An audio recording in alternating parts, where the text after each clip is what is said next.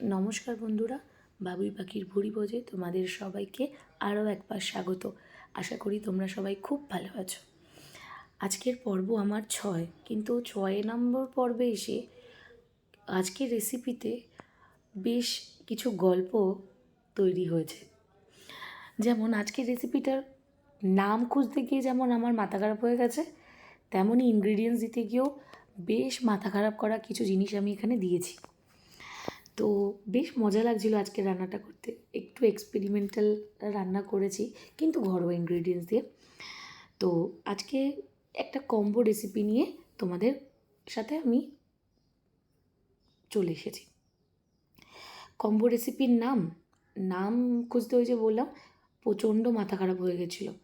তো আজকের রেসিপির নাম হলো টকঝাল মিষ্টি চিকেন দিয়ে ঘরের রোজ খাওয়া ভাত বা চাল দিয়ে ফ্রাইড রাইস। চলো দেখে নিই কী কী ইনগ্রিডিয়েন্টস আমরা এখানে ব্যবহার করেছি। চিকেন যেহেতু বলেছি, তার মানে চিকেন আছে। চিকেনের সাথে নিয়ে নিয়েছি সয়া সস, রসুন, আদা ও কাঁচা লঙ্কা বাটা, আর নিয়ে নিয়েছি ভিনিগার। আর এই যে গামলাটা দেখতে পাচ্ছ, এর মধ্যে একটা ডিম নেওয়া আছে আর খানিকটা পরিমাণ নুন। এই গামলাটার মধ্যেই চিকেন দিয়েছি। চিকেনের মধ্যে আদা, কাঁচা লঙ্কা, রসুন বাটা দিয়েছি, ডিম আছে, নুন আছে, আর দিয়েছি সয়া সস। এটাকে খুব ভালোভাবে ম্যারিনেট করতে হবে। খুব ভালোভাবে ম্যারিনেট করেছি, নিয়ে আধ ঘন্টা আমি রেখে দিয়েছি। প্রত্যেকটা চিকেনের গায়ে খুব ভালোভাবে মশলাগুলো যেন লেগে যায়।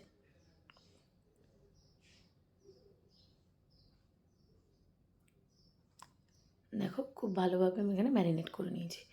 এরপরে লাগবে সস, লাগছে ক্যাপসিকাম, কাঁচা লঙ্কা নিয়েছি, টমেটো নিয়েছি, সয়া সস, আবার সেই আদা ও রসুন বাটাটা, আর কুচনো পেঁয়াজ, আর কুচনো গাজর। এই হচ্ছে মেন ইনগ্রিডিয়েন্টস।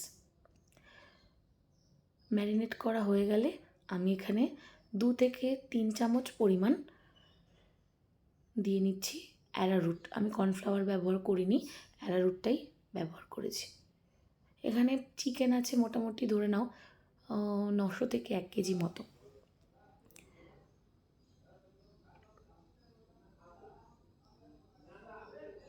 জাস্ট একটা লাইট কোটিং হবে, খুব মোটা কোটিং আমি এখানে করব না।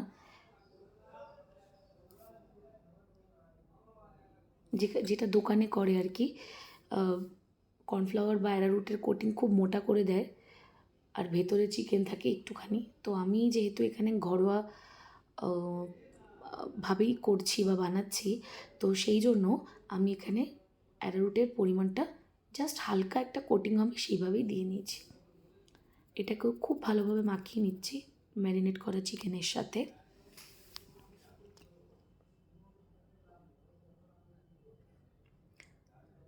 ফ্রাই হবে সাদা তেলে, এবং পুরো রান্নাটাই আমি সাদা তেলে করব। একটা বড় কড়াই নিয়েছি, কড়াইয়ের মধ্যে বেশ খানিকটা সাদা তেল আমি গরম করে নিয়েছি। এবার একে একে আমি চিকেনগুলো এর মধ্যে ফ্রাই করব।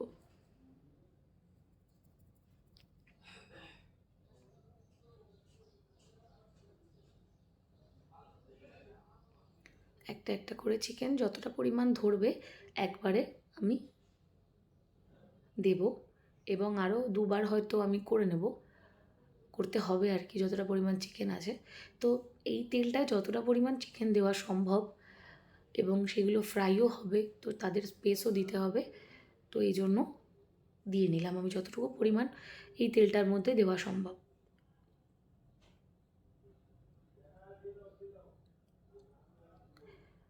গ্যাসের যে হিটটা থাকবে সেটা মিডিয়াম টু হাই হিটে থাকবে, একদম লো হিটে কিন্তু ভাজা যাবে না, মিডিয়াম টু হাই হিট।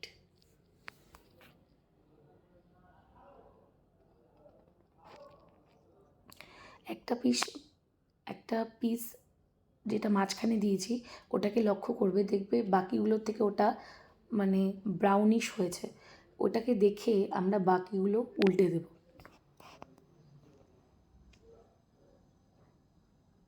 একটু গোল্ডেন ব্রাউন মতো ফ্রাই আমি করব। দেখো, এইটা হয়েছে একবারের ফ্রাই করা চিকেন। সেকেন্ডবার আবার দিয়ে নিয়েছিলাম।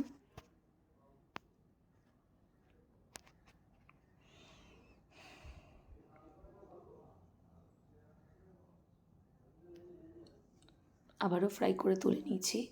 এইভাবে আমি পুরো চিকেনটাকেই ফ্রাই করে তুলে নিয়েছিলাম। এরপরে ওই তেলটা একটু কমিয়ে নিয়েছিলাম, কারণ অতটা তেল আমাদের প্রয়োজন ছিল না। দিয়ে নিয়েছি কুচো করা গাজর, আর নিয়েছি কুচনো পেঁয়াজ।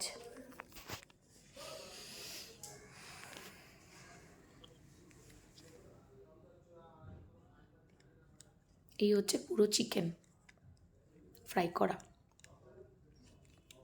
দেখে না খুব লোভ হচ্ছিল, মনে হচ্ছিলো একটা দুটো খেয়ে নিই। খেয়েছিলাম, মিথ্যে বলবো না তোমাদের সাথে। দেখো, এর মধ্যে একটু নুন দিয়ে নিয়েছি। এটা তো তোমরা সবাই করো বলো, এরকম চিকেন ফ্রাই করে একটা দুটো টেস্ট করার জন্য তো খাওয়াই, তাই জন্য আমিও খেয়ে নিয়েছিলাম। গলার অবস্থা তো খুবই খারাপ, অর্ধেক কথা বলতে পারছি, অর্ধেক কথা বলতে পারছি না, মনে হচ্ছে গলার মধ্যেই থেকে যাচ্ছে।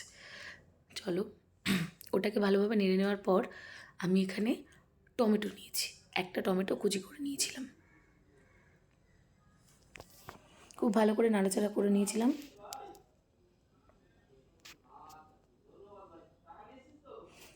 এইটা যে বাটা মশলাটা অর্ধেক আমি ম্যারিনেশনের সময় দিয়েছিলাম, অর্ধেকটা আমি রেখেও দিয়েছিলাম। এর মধ্যে গুঁড়ো করা জিরে, হলুদ,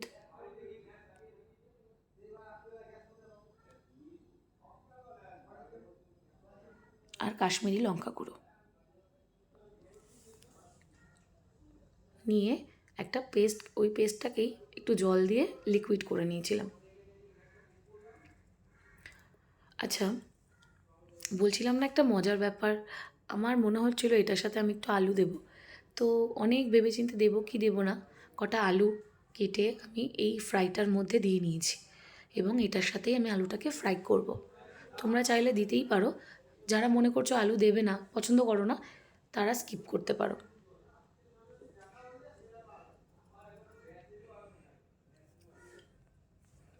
মোটামুটি 10-15 মিনিট একটু ফ্রাই করার পর মশলাটা আমরা দিয়ে নিয়েছি। এবার একে ভালো করে কষাতে হবে।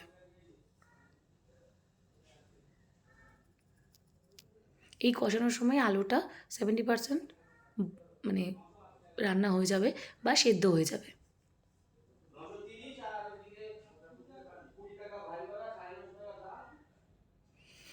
কিছুটা ক্যাপসিকাম আমি এই কষানোর মধ্যে দিয়ে নিয়েছিলাম, এতে স্মেলটা খুব ভালো হয়। এবং ভালো করে নাড়াচাড়া করে দিচ্ছি।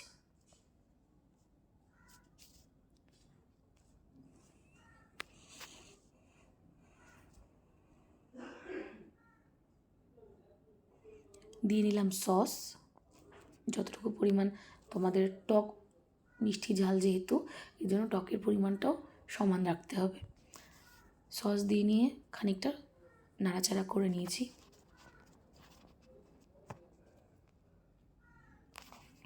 দেখছো মশলা থেকে কিন্তু তেলটাও ছেড়ে গেছে, তার মানে আমাদের মোটামুটি মশলাটা কষানো কমপ্লিট। এরপরে দিয়ে নিয়েছি খানিকটা পরিমাণ নুন, সামান্য জল দিয়েছিলাম মশলাটা লেগে যাচ্ছিলো বলে। এরপরে ফ্রাই করা চিকেনটা আমি এর মধ্যে দিয়ে খুব ভালো করে নাড়াচাড়া করছি।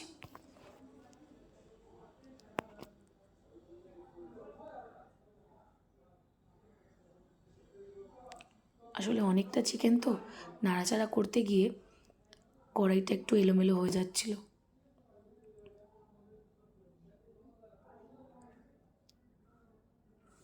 ভালো করে নেড়ে ছেড়ে নিয়েছি।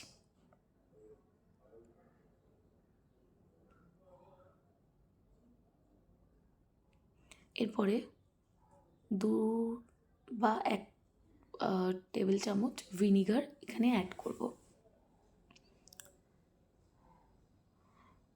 অ্যাড করে নেব সয়া সস 1 স্পুনই দিয়েছি।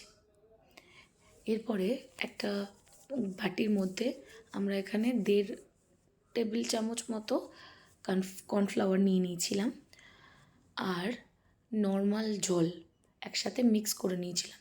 এখানে আমি গরম জল অ্যাড করিনি, কারণ গরম জল অ্যাড করলে খুব তাড়াতাড়ি এটা ঠিক হয়ে যাবে, তো আমি অতটা ঠিক চাইছি না। নর্মাল জল আমি মাংসটা অনুযায়ী এখানে অ্যাড করে নিয়েছি অ্যারারুটের সাথে।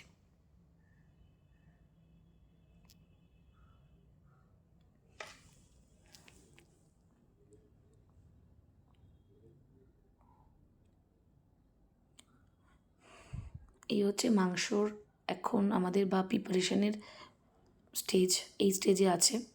এবার আমি 2 চামচ পরিমাণ চিনি অ্যাড করে দিচ্ছি। এখানে চিনিটা ডাস্ট করা আছে।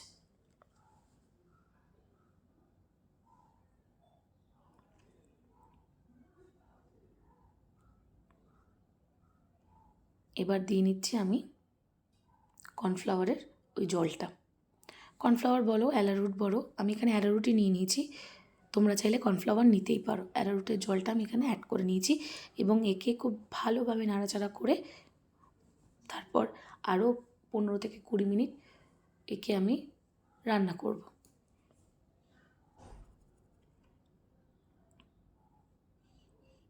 এই হচ্ছে আমাদের চিকেন অলমোস্ট রেডি।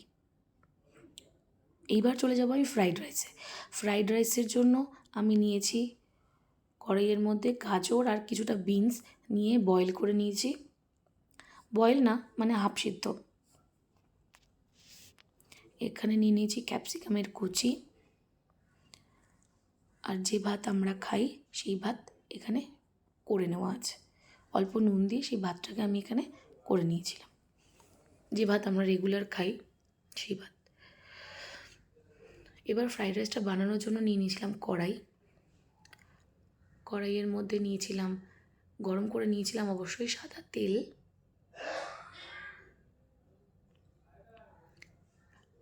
সাদা তেল গরম হওয়ার পর এখানে আমি গাজর, ক্যাপসিকাম ও সামান্য নুন দিয়ে নিয়েছিলাম।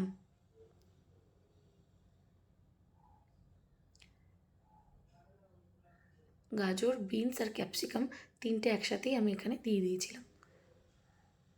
এবার এটাকে যেরকম হালকা ফ্রাই করো সেরকম করে নেবে, কারণ এটা মোটামুটি 50% বয়েলই আছে।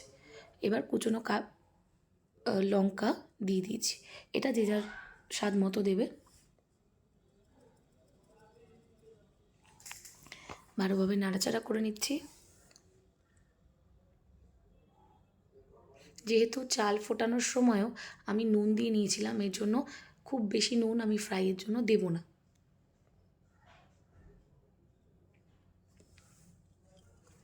এই হলো আমাদের ফ্রাই কমপ্লিট। আমি দিয়ে নিয়েছিলাম খানিকটা পরিমাণ মটরশুঁটি, এগুলো ঘরে অল্প অল্প ছিল বলে সবটাই অ্যাড করে দিচ্ছি। এবার আমরা ভাতটা দেব, দিয়ে নাড়াচাড়া করে এই হচ্ছে আমাদের আজকের ফ্রাইড রাইস। রোজকারের চাল দিয়ে ফ্রাইড রাইস। আসলে আমি ভাবছিলাম চিকেনটা করছি ঠিকই, কিন্তু ভাতের সাথে খুব একটা ভালো লাগবে না, ফ্রাইড রাইস বা পোলাওয়ের সাথেই বেশি ভালো লাগবে। এই জন্য আমি ঘরে থাকা যে চাল, সেই চাল দিয়েই আমি ফ্রাইড রাইসটা রেডি করছি। এখানে দিয়ে নিলাম অল্প মিষ্টি। ও, গল্প করতে করতে তো ভুলেই গেছি, চ্যানেলটা যারা ইউটিউব থেকে দেখছো অবশ্যই সাবস্ক্রাইব করে দিও, লাইক কমেন্ট ও শেয়ার করো, অবশ্যই বেল বাটন দিয়ে রেখো। আর যারা ফেসবুক থেকে দেখছো তারা অবশ্যই পেজটাকে ফলো করে দিও।